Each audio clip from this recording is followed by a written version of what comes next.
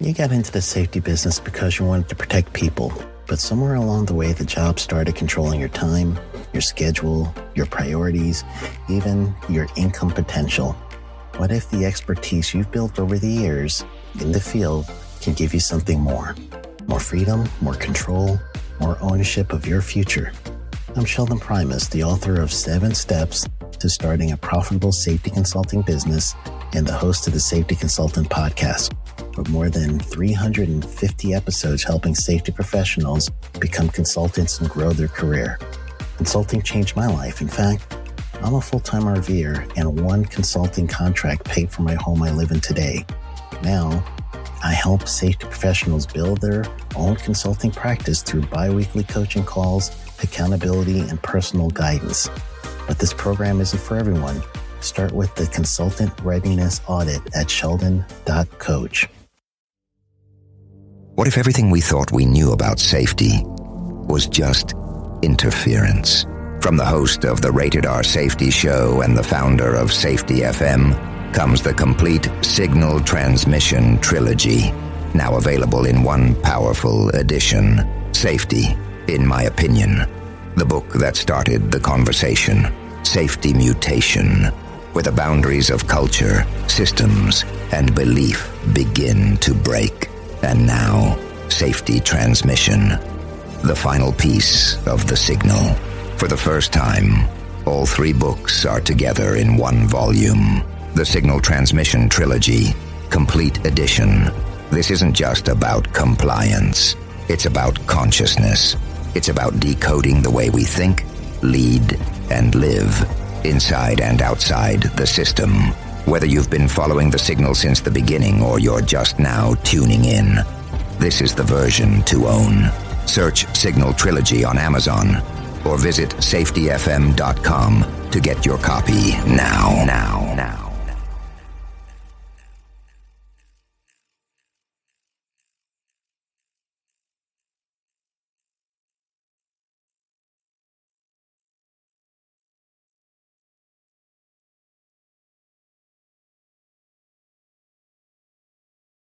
You got into the safety business because you wanted to protect people, but somewhere along the way the job started controlling your time, your schedule, your priorities, even your income potential.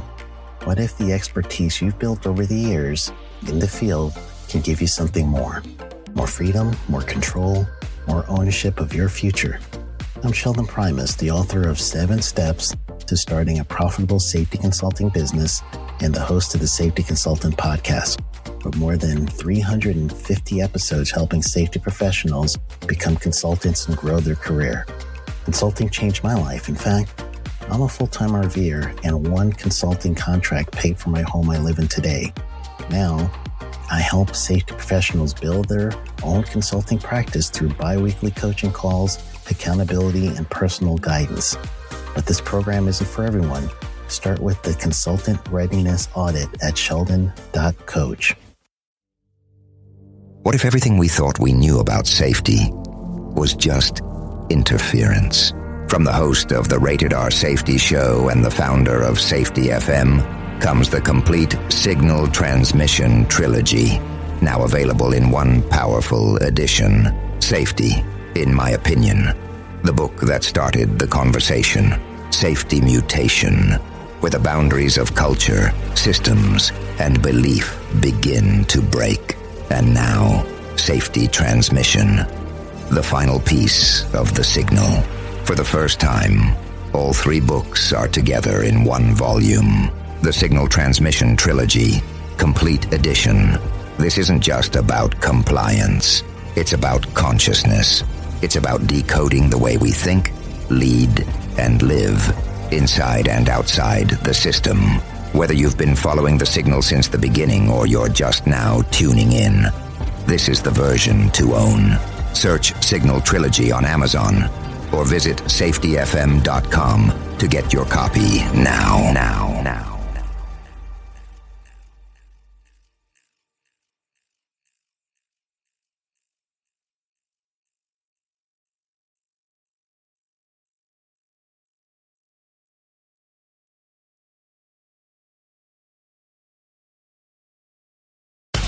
Let's start using cutting-edge warp speed 5G technology with your cell phone. Let me tell you about my friends at mobilemobile.io. They have an ultra-fast 4G LTE and 5G network that covers 99% of Americans. So they've got you covered everywhere. Think about it for a moment. You have the opportunity to take a test drive for 10 days with unlimited talk, text, and premium data.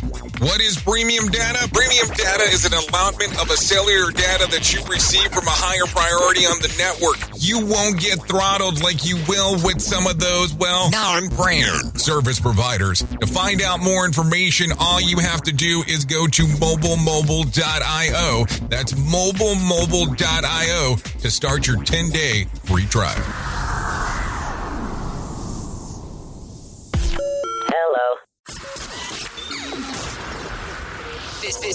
This show is brought to you by Safety FM.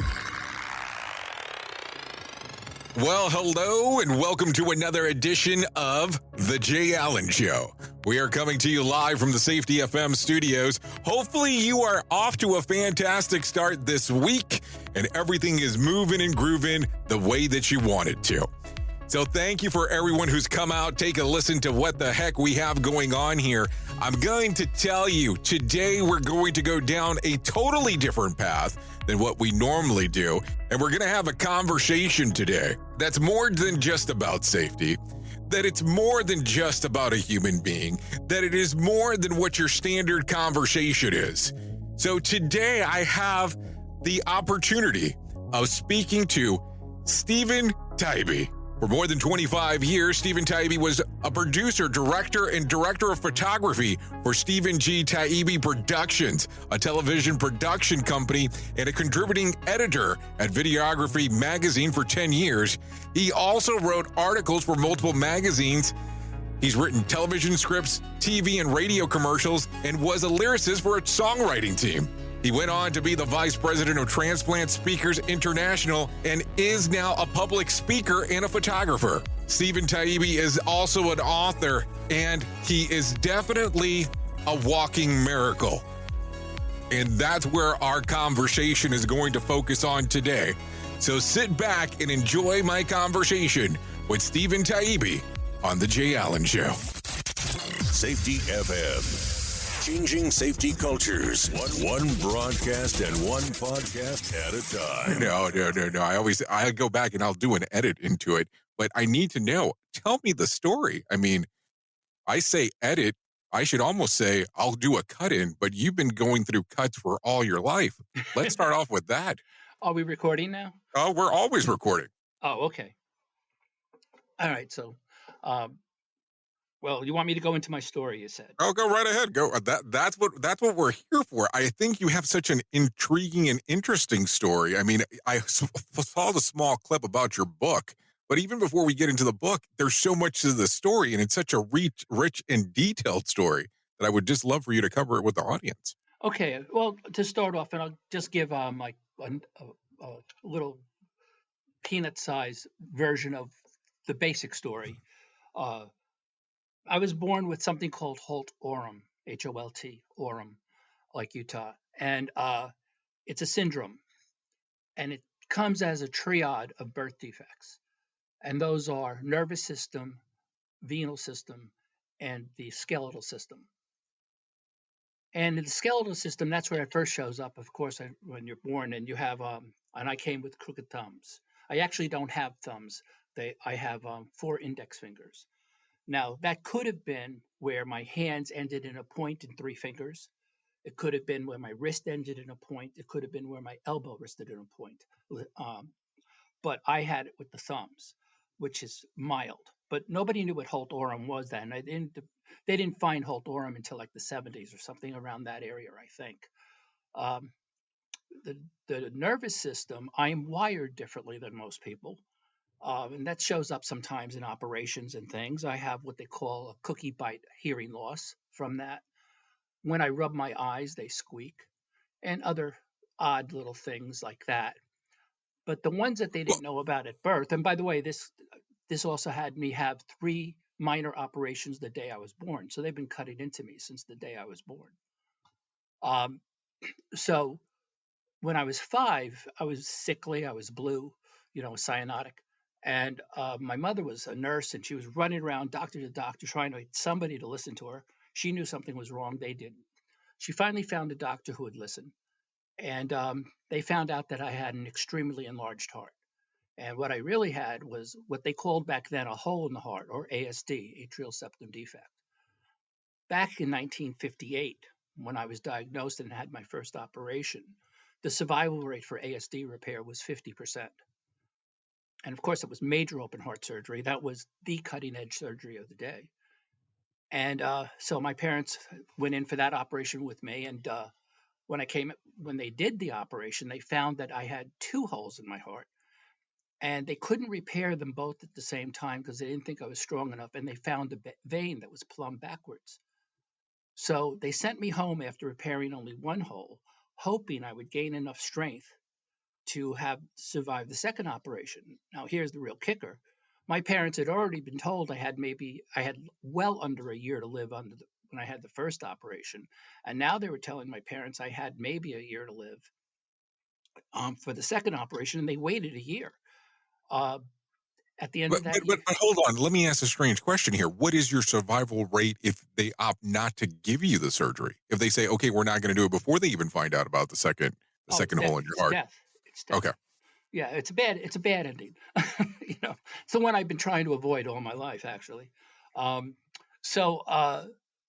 Excuse me. So then I went in for the second operation, and at that point in time, no one had lived through 2. I was the first person in the world to live through 2 open heart repairs for ASD. And, nobody, I got the last rites and all that stuff. And how old are you when you're getting the last rites this first time? 6 years old. Oh, my. And it's really hysterical how parents and doctors are, because first of all, obviously I'm a Catholic, Italian Catholic. And I've already gone to catechism and stuff. And I already had my, I've had some catechism, and any Catholic knows what last rites are. So your parents are trying to tell you everything is okay, and there you are getting last rites. So they can't hide that from you as much as they try to. And the fact that the priest was crying like a baby giving them to me didn't help. And what kind of emotions are you going through at this time? I mean, this has to be, you're going into a surgery again. So how much are you freaking out, if you can remember, of course, the timeline? I remember this very well. I remember that my parents were being stoic. They weren't telling me the truth, but I was gleaning a lot from them, from their body language, from, all that stuff, right?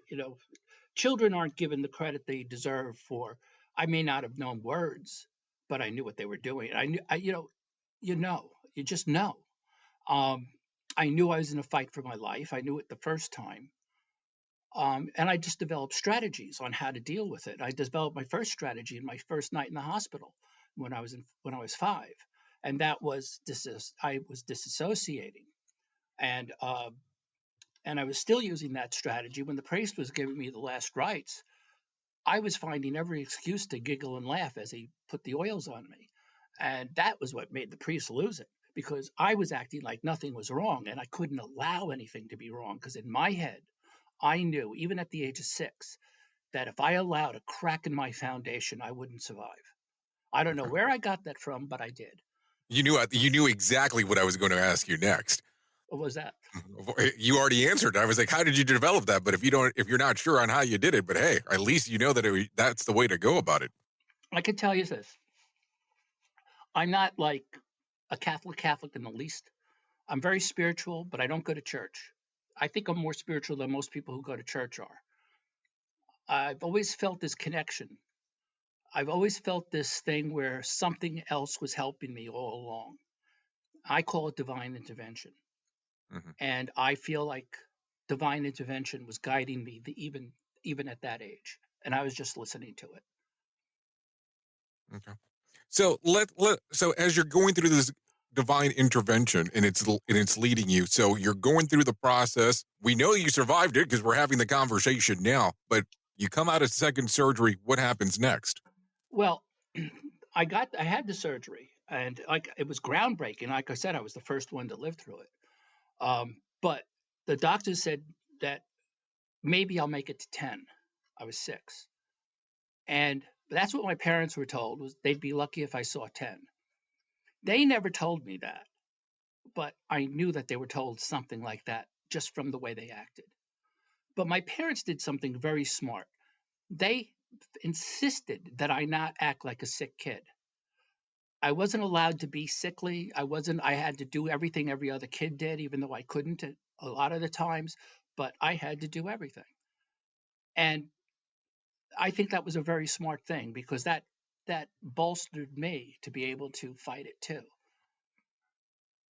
So when you look back at that, and you even say that you have limitations physically at that particular time, were you regretful to an extent, or towards them, for regards of them still continuing to push you when you even understood, and they even understood that there were some limitations, or were you No, grateful looking at it now? I'm grateful as heck to it. Okay, because at the time, I would imagine it has to be extremely difficult.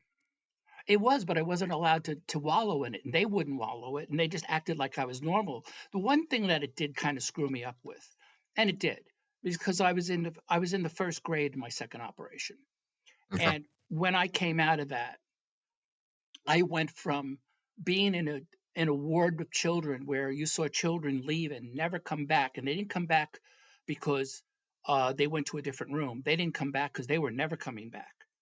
I saw children scream and cry and get taken down, get strapped to gurneys and taken down the hallway, kicking and screaming. And I can still hear one kid in particular, and another kid who I really loved, this little kid, and they never came back.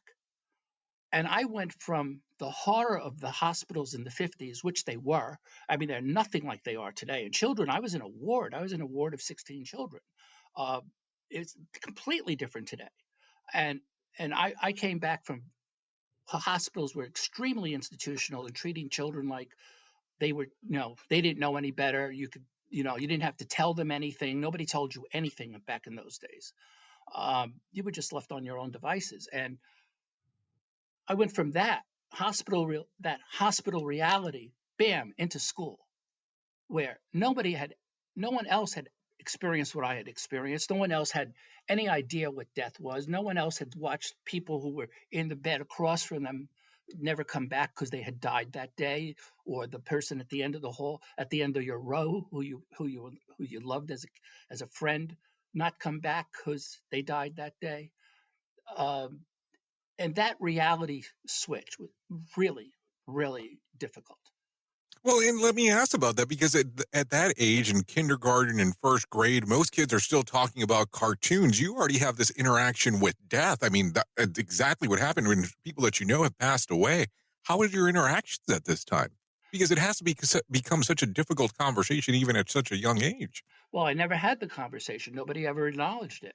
But I'll tell you what it did do. It turned me into something that I'm very glad it did. We're the sum of all our experiences, aren't we? Hmm. And I think it helped push me to be such an entrepreneur. And I think it helped me be as independent as I was. I became a television director.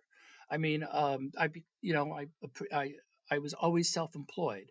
Uh, it made me it made me who I am in that way, and it also, in a lot of ways, made me not want to deal with certain people, because a teacher would try to tell me something, and I'd be like, "The hell with you! You don't know half of what I know." I wouldn't listen to them because, It had to make, I would imagine it had to make a few conversations extremely interesting for sure for them, especially once you get to tell them your story. well, they didn't. It never was told. My parents would talk to them, and then they'd never talk to me about it. It was really as if nothing ever happened.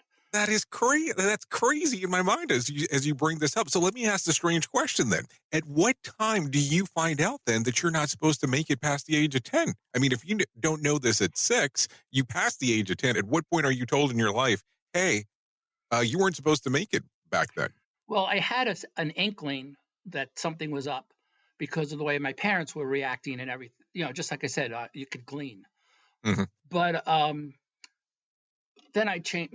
As I got older, I started going to this doctor when I was about I don't know, 14 or 15, And this doctor and he was a young guy, and he and I just really hit it off, and he never lied to me. And my heart started to go out of control again. I started to get a severe arrhythmia, and my resting heart rate was 140. Oh wow. And he had really blunt talks with me. I loved this guy, and he'd say his name was Dr. Melvin Klein, and he would say, you your heart's in a flutter. He says, you know, this gets much worse. It's just going to explode on you. You know, you can't live like this. And he always wanted to put a pacemaker in me, and I wouldn't accept it. But when I was the last days of my 16th year, I went into a hospital to get a catheterization to see what was going on with my heart. Why was my heart so out of control?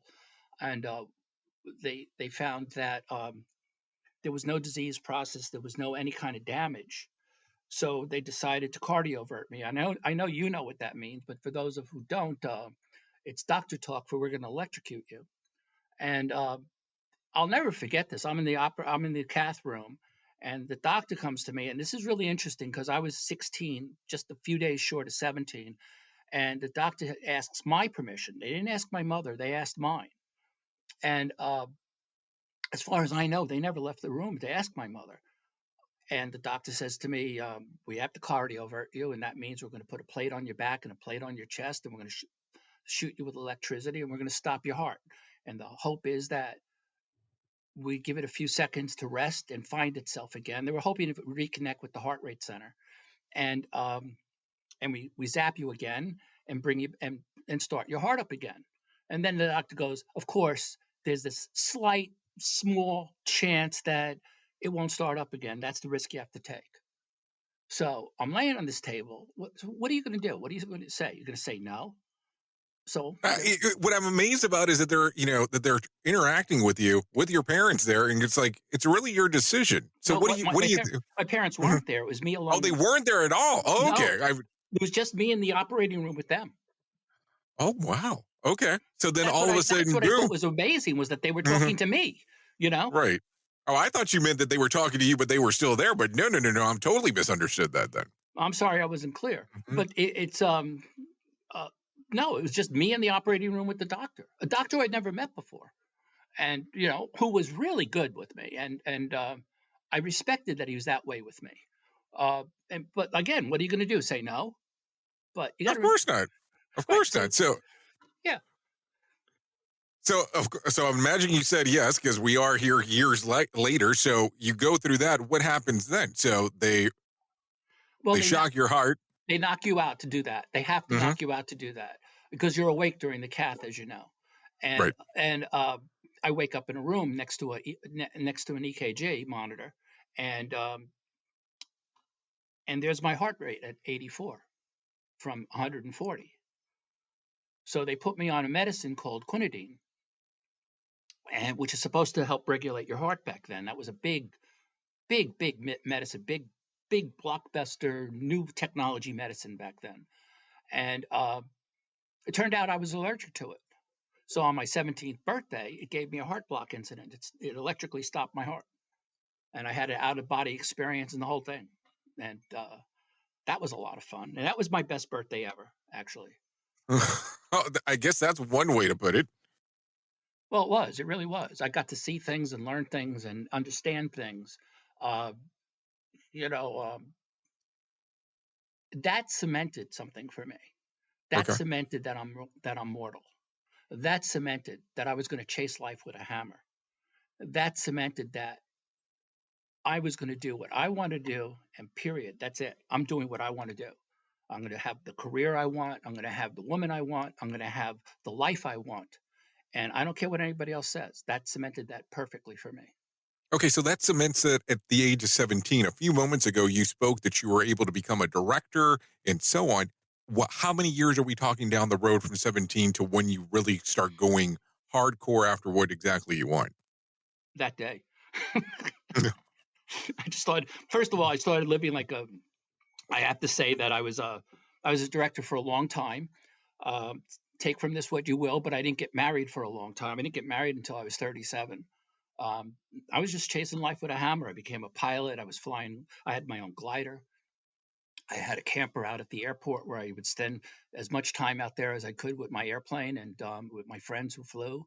Um, you So know, can you almost say that you were living life to the fullest, like it was the last day every day? yeah, I didn't think of it that way, but that's what I was doing. It So became such an ingrained part of me. I didn't have to think of it that way. It was the way it was. so you're living life to its fullest. You start going out down the career path that you want. You get the pilot's license and so on. Are you feeling happy with how your career is going? You start your own production company. Yeah. Let's be realistic. There's a lot of work behind that. Oh, it was tough. It was a tremendous amount of work. Yeah, and I'm a multi-award winning guy too. And you do it for almost 20 years on your as the owner and president of the company. So as you're doing this for all this period of time, how do you get involved into it? How do you decide this? Do you go to school, or do you just say I'm just going to wing it, or how does it come about? I went to school. My parents had gotten divorced. My mother was broke, and I were broke. I paid for college. I paid for everything. I started to work.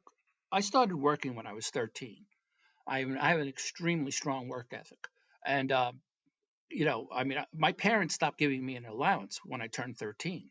If I wanted any money, I had to go out and earn it, which was another great thing that they did. I had to buy my first car. I had to buy my telephone. I had to insure my car. I had to maintain my car. I had to put gas in my car. I had to pay for college. I had to pay for my books. All of that adds up to the best way you could raise a kid in my eyes, because everything I owned was worth something to me. My $100 car that was rusted out, my first car, was like a Rolls Royce to me because I owned it. I bought it. You earned the whole thing as you did everything for that. So you graduate from college, you start your own company, you start moving down. Now, how's the health at the time? How are things going in that arena?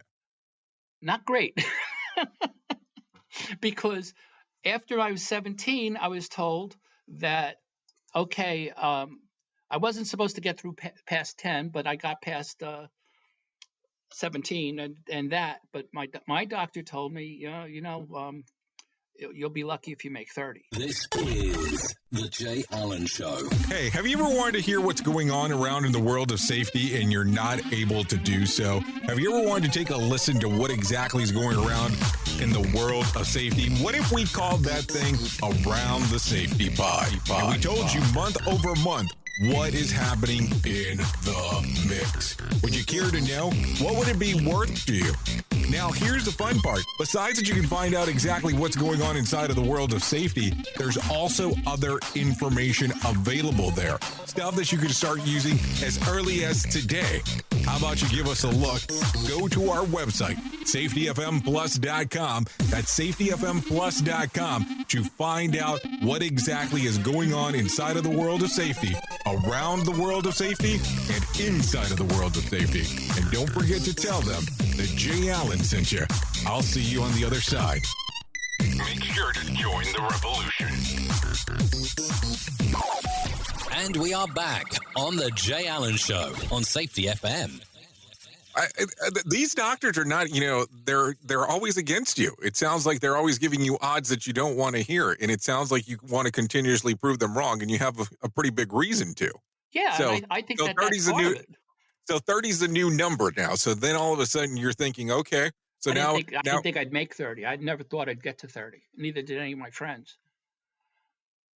But I was going to still live life out the way I wanted. But when you start looking at this and you hear this, let's have the honest conversation for a moment of how do you look at it? Are you doing the countdown? Let's just be realistic. Are you looking at it almost like a death clock? Like, hey, this is how much time I have before I'm 30. No, yes and no, because again, I go back into that thing where I deny it to an extent, and I'm just going to live my life, and it is a part of me that thinks I can make myself live past it, if you get my drift. Mm-hmm. And that's just what I did. I wasn't, because if I was counting down the clock, it would make me stop doing things, wouldn't it? Yes, absolutely. Now, the interesting part that you mentioned earlier is you didn't get married until you're 37. So you wanted to go 7 years past to make sure that it was actually going to work. Well, no, something happened in the meantime. When I was When I was 30, almost 34, I went back to my doctor and we had my EKG, and I will never forget this in my whole life. And he's staring at my EKG, just staring at the strip. And I'm sitting there. The way he's staring at the strip just has me like, uh-oh. And he turns to me and he says, this is a quote. He said, I don't know how you did it, but your EKG is indistinguishable from any normal person's. He goes, you did it. You beat it. Go out and live. And I bought on my birthday, which was the 17th anniversary of my almost dying when I was 17. I bought an airplane that day on my birthday, on the 34th birthday. So hold on. I mean, the birth. How do you beat it? Like that's incomprehensible to an extent. I think I just willed myself. I am a big believer. And, I'm trying to start a movement between doctors and patients, and I Mhm. want everybody to understand each other. And I think patients and doctors both don't understand enough how much healing is up to the patient. A lot of people confuse the idea that the doctor does the healing. You go to the doctor for him to cure you or her to cure you. Most of my doctors are female, so I should say she. But um, that's a big misunderstanding with a lot of doctors and a lot of patients. I say this line when I speak to doctors at hospitals. I say, a patient comes to you and they say, "Doctor, I'm sick," and the doctor says, "Yeah, you are sick," and the patient says, "Can you cure me? Can you heal me?" And the doctor says, "Yes, I can."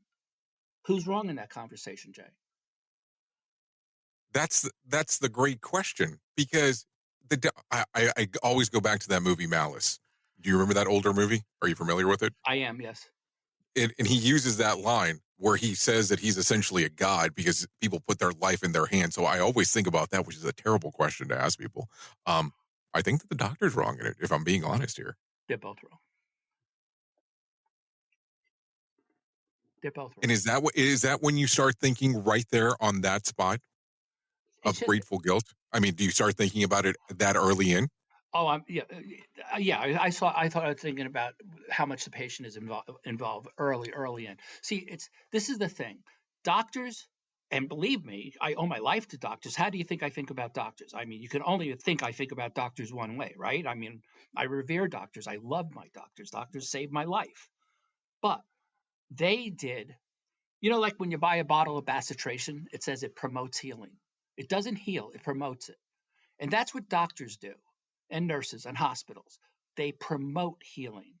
The patient does the healing.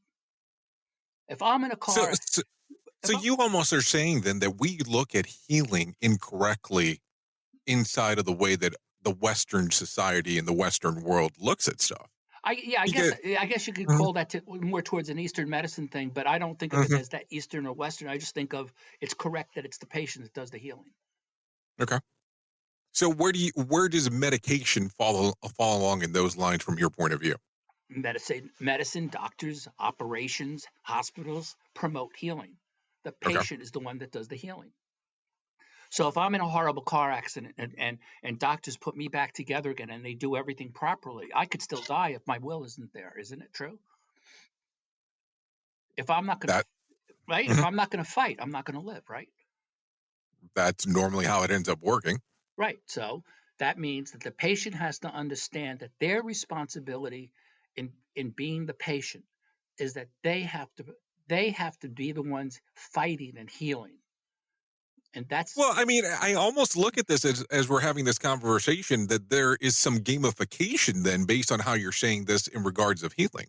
And believe me, I'm going to take it as you're you're a revered expert at this because you've of everything you've been through. So I'm taking your word to what you're saying, but there is some gamification based on how you're describing it. what do you mean by that? I want to make sure I understand your meaning. So what I'm saying here is that you have to play your part. You have to do How? your part. So imagine like if you're controlling an avatar. Does that make sense? So like if you were playing a video game, you have to do certain things to be able to proceed and get better. It's Yep. almost the same. It's the same concept. Yep. It is the patient is the one who gets better. The doctors can do everything they can, everything they've studied and learned and all their experience, and they can do everything they do, and they can do everything 100% right, and the patient can run it all. So let me ask this, because you know that when you start talking to people about this, some people are going to give you the strange look of, that's a little, little strange for me. How do you justify it from your point of view? How do you tell them that it worked? I mean, and let's use your experience here. How Well, do you let people know that it works, and what methods can they use? well, that's what's part of what grateful guilt is. I use grateful guilt as an excuse for me to write my strategies through my story, and to give people the idea that they should never even go into a doctor's office without strategies. You certainly don't get me going into a hospital without strategies, but I'll go into a doctor's office with strategies. And patients have a lot of things that they can do. Um, the number one thing, and it's really funny because patients and doctors have responsibilities towards each other. And a lot of times, neither side is really being responsible the way they should be fully enough. So uh, patients have to understand that they can't be jerks. But doctors also have to understand that they can't be jerks. And I use these words deliberately because I tell you, I mean, I've spent a lot of time in hospitals. I mean, my last heart transplant, I was in for 67 days. I Hold saw, on, whoa, back up. Did you just say your last heart transplant? So has there been more than one? yes, I've had two. Oh my! My chest has had three different hearts, which is And pretty, you chuckle at that.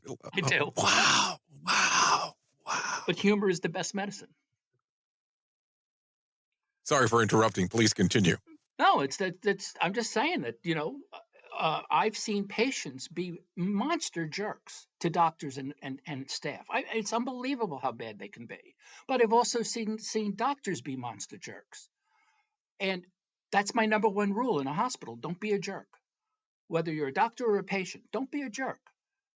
A patient should be a patient should be the kind of person who every single person in the hospital, down from the hospitality staff, the custodial staff, to the chief of whatever department you're in, would should want to come into your room. They should want to be next to you. They should want to be interacting with you because you're so pleasant, because you're so whatever it is that makes you want them to be there.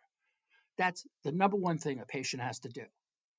So you should be a model patient, is what you're saying. Yeah, but Mhm. you should be funny, you should be polite, you should thank everybody, you should be grateful. All those things are your as a patient's responsibility. By the way, the more grateful you are, the quicker you heal. Doctors, on the other hand, can't be jerks. They can't be arrogant. They can't be unfriendly. They can't be all the things that we know that way. And I'm sure you know about this. I've drilled down into this, but when you look at doctors getting lawsuits, it seems like the same doctors get most of the lawsuits. That's what the numbers tell us, right? Right. So we know that. So what would you think that means? That means that doctor's being a jerk. Let's just say it plainly. So if you want to avoid lawsuits, be be more respectful of your patients. Don't be that arrogant guy or that arrogant woman. Because I'm using this word deliberately too. We have all met doctors, both sexes, who are arrogant and who deserve to be slapped. And how patients slap them is with a lawsuit. They slap them with a lawsuit, using that term. And if doctors want to bring down the lawsuits, they should be interacting with their patients more as a person and not as a on high deity. So let me ask the question then, because you are mentioning lawsuits quite often here. So I want to kind of cover this real quick. So let's say, for instance, somebody came in and said, let's talk about some of these strategies that can be applied for you to heal quicker. And let's say, for instance, that some of the strategies that you're referencing right now are the ones that are brought up. And the patient does not heal as quick as the patient believes they should. Do you think that the doctor would get slapped with a lawsuit because of that? I'll tell you this. I got sepsis. I was when I went for my my second heart transplant in California. Uh, the first thing they did is they give you an IV, right? It's the first thing they give you. I got sepsis from that IV. It almost killed me. 4 days later, I was fighting for my life. My wife is a cancer nurse, and she's screaming at that doctor. She didn't think I could understand. I heard everything. That when you hear a 36-year nurse scream, "Do something, we're losing him," that gets your Mhm. attention. Um, I had 104.5 fever that night, and none of the doctors. And I was in deep. I was in deep cardiac trouble. I was waiting for my second transplant, and I was in deep heart failure. Is what I meant to say. And nobody thought I was going to pull through that night. I knew I would. I did. I knew, but nobody else thought that. Uh, but it was from that IV, and we know it was from that IV. Now, I saw that nurse give me that IV. I saw her do everything right. She swabbed the area, she injected the area, she swabbed, she did the right amount of count. She did everything right. But somehow, so either something brushed me that neither of us saw, or there was something wrong with the needle in the package. I don't know what it was. Nobody knows what it was. But the cardiologist came into my room my first day that I was really lucid and I was out of trouble. And I said to him, "I have a real lawsuit here, don't I?" And he kind of shook his head and went, "Yeah, you do." I said, "Well, I watched her give me that IV. She didn't do anything wrong. So I can't in good conscience sue you because I'm not going to, because she didn't do anything wrong that I could see. There was nothing, nothing that I should sue you for. So I'll make a deal with you. All the time that I have to spend here, that and all the because it put me off my transplant by weeks. I said, all this time that we got the medicine and all the intervention for the infection, I said the hospital's going to cover, not my insurance company. That's going to be our deal. I'm not going to sell you if you don't put this on my insurance company. And he agreed. Understandably so. Right. But I didn't think they deserved to be sued. Now, I really liked this doctor. I liked that nurse.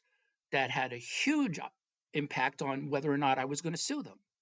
Frankly, I wouldn't have sued them if I didn't like them because I didn't think it deserved to be. I didn't think I saw any negligence. So I, in good conscience, couldn't have. I really couldn't So have. do you think most people would follow your same pattern then? Is that what you're saying? Yes, it's exactly what I'm saying. I'm saying that patients who like doctors don't sue them. The fact that the same doctors get most of the lawsuits tells you that there's something with those particular doctors that makes them so suable. Got it. So let me ask a couple of other questions here, if you don't mind. It sounds like some of the strategies that you use for healing techniques have been some of the strategies that you've applied to your career. Am I looking at that the wrong way? And I'm not talking so much from a healing aspect, but the mental model shift on going forward and how making things happen for you. Is that an accurate statement or an inaccurate I statement? guess it's pretty accurate. Yeah, that sounds And right. where do you feel that you've been more successful? Do you feel that you've been more successful from the being the patient standpoint, or are you looking at it more from the things that you've been able to accomplish? Because as you said earlier, you have always worked for yourself. It hasn't been that you've worked for somebody else. Right. I've always worked for myself. I've never worked for anybody. Um, I mean, except when I was a kid and was getting jobs, But Right, once I but I don't think graduated that can. college, I don't think that can count, kid. no, no, no. Once I graduated college, I never worked for anybody but me. Mhm. Um, I just that all goes back to that whole thing about you only get this one life. It's short. Make the most of it. That's really the big driver in my life.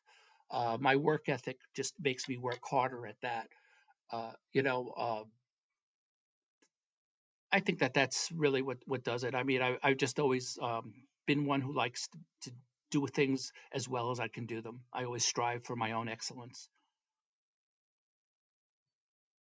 So right now, you wrote this book, what, close to 2 years ago, from what I can gather, correct? Yeah, about that. Yeah, So, and the audio is there? the audio book is coming out this week.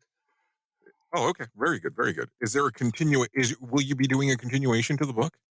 Are you doing revisions or what are you thinking about doing next? I Well, mean, my because my I see that you've been able to speak on it. So what's next with it?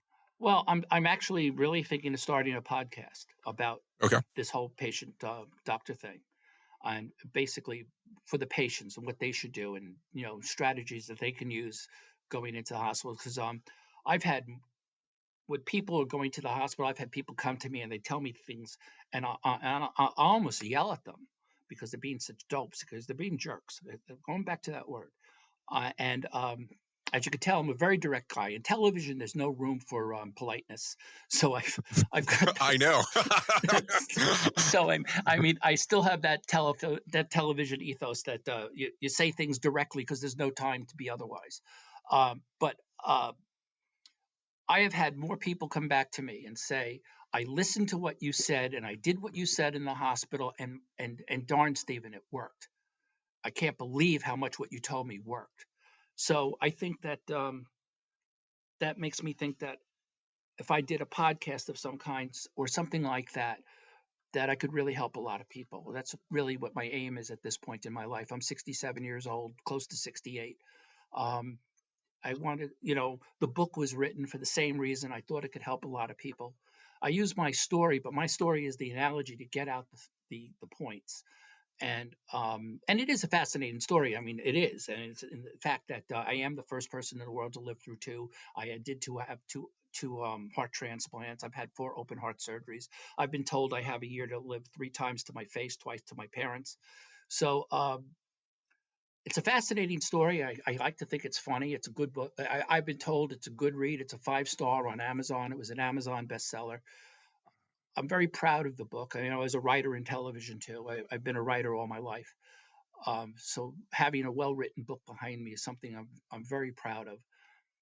My doctor. No, I'm sorry. I mean, I had to tell you, review-wise, you have great reviews according to what they say online about the book. I mean, it looks fantastic. So you're saying that this week, so by the time that this podcast will come out or this episode, your audiobook will be available. Now that is going to be available on Audible? Yes, I'm hoping so. I mean, I don't know what the holdup was. I thought it would be out like a week or 2 ago, but it's still not out. So I'm dealing, my consultant is telling me she's working on it. I don't know what's going on exactly. I'm sorry.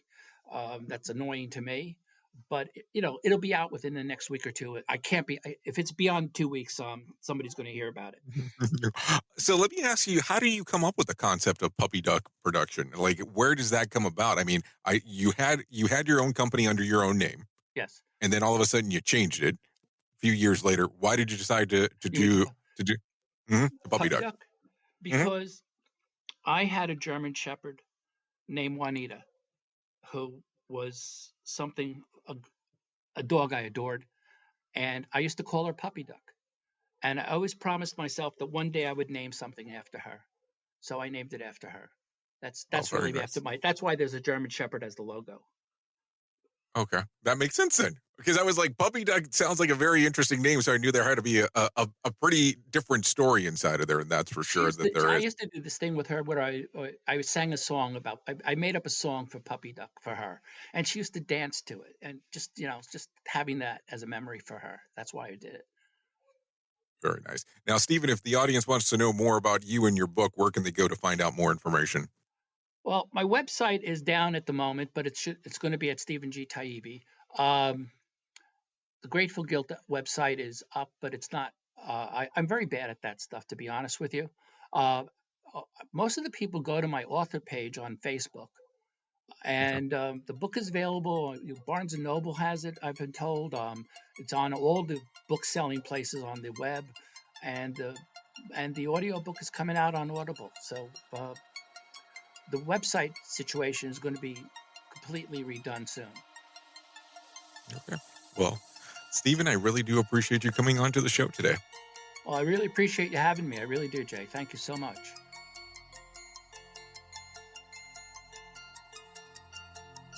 So there you go. That is the interview with Steven Taibbi. Man, what a story does he have to share. Now, if you want to find out more information about him, like he did say, you can go to his website. Also, pick up his book, Grateful Guilt, Living in the Shadow of My Heart, a true story. And this will bring another episode of The Jay Allen Show to an end. You have been listening to The Jay Allen Show exclusively on Safety FM, home of real safety talk. Thank you for always being the best part of Safety FM, and that is the listener. Don't worry, we'll be back with another episode of The Jay Allen Show before too long. Goodbye for now.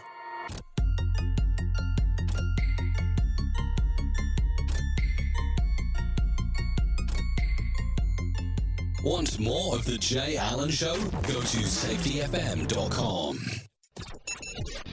The views and opinions expressed on this podcast are those of the host and its guest and do not necessarily reflect the official policy or position of the company. Examples of analysis discussed within this podcast are only examples. They should not be utilized in the real world as the only solution available, as they are based only on very limited and dated open source information. Assumptions made within this analysis are not reflective of the position of the company. No part of this podcast may be reproduced, stored in a retrieval system, or transmitted in any form or by any means, mechanical, electronic, recording, or otherwise, without prior written permission of the creator of the podcast, Jay Allen. So, do you feel like you're missing out on what everyone is starting to do now, that live streaming thing, and you don't know where to start or what to do? I have the resource and the information to provide to you in regards on how you can stream onto 40 social media platforms all at one time. Yes, that's 40 social media platforms all at one time. All you'll need to do is go to safetyfm.com/1. That's safetyfm.com/1. That's ONE. So just in case. And you'll be able to start live streaming just like you're hearing people starting to do right now, up to 40 social media platforms. You got into the safety business because you wanted to protect people, but somewhere along the way, the job started controlling your time, your schedule, your priorities, even your income potential. What if the expertise you've built over the years in the field can give you something more? More freedom, more control, more ownership of your future. I'm Sheldon Primus, the author of 7 Steps to Starting a Profitable Safety Consulting Business and the host of the Safety Consultant Podcast, with more than 350 episodes helping safety professionals become consultants and grow their career. Consulting changed my life. In fact, I'm a full-time RVer, and one consulting contract paid for my home I live in today.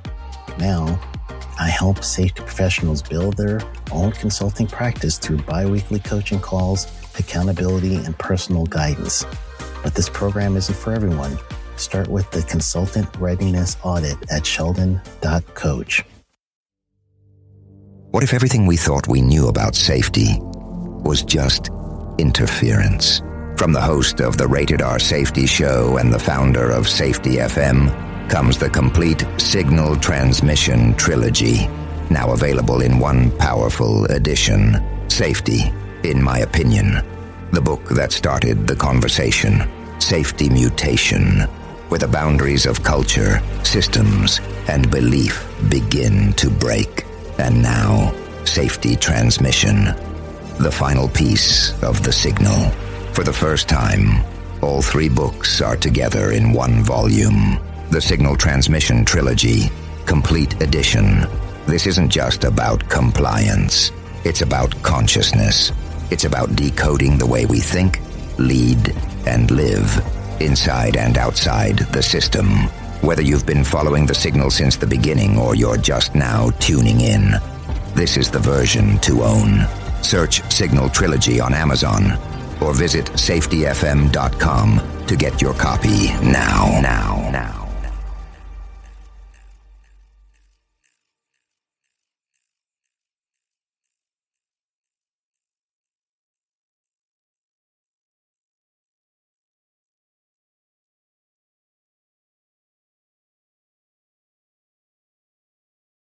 You got into the safety business because you wanted to protect people, but somewhere along the way, the job started controlling your time, your schedule, your priorities, even your income potential. What if the expertise you've built over the years in the field can give you something more? More freedom, more control, more ownership of your future. I'm Sheldon Primus, the author of 7 Steps to Starting a Profitable Safety Consulting Business and the host of the Safety Consultant Podcast, with more than 350 episodes helping safety professionals become consultants and grow their career.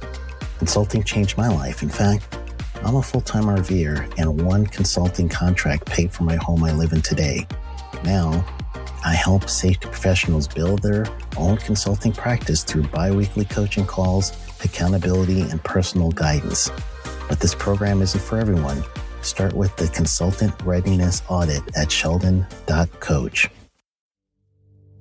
What if everything we thought we knew about safety was just interference? From the host of the Rated R Safety Show and the founder of Safety FM comes the complete Signal Transmission Trilogy, now available in one powerful edition. Safety, in my opinion, the book that started the conversation. Safety Mutation, where the boundaries of culture, systems, and belief begin to break. And now, Safety Transmission, the final piece of the signal. For the first time, all three books are together in one volume. The Signal Transmission Trilogy, Complete Edition. This isn't just about compliance. It's about consciousness. It's about decoding the way we think, lead, and live, inside and outside the system. Whether you've been following the signal since the beginning or you're just now tuning in, this is the version to own. Search Signal Trilogy on Amazon or visit safetyfm.com to get your copy now.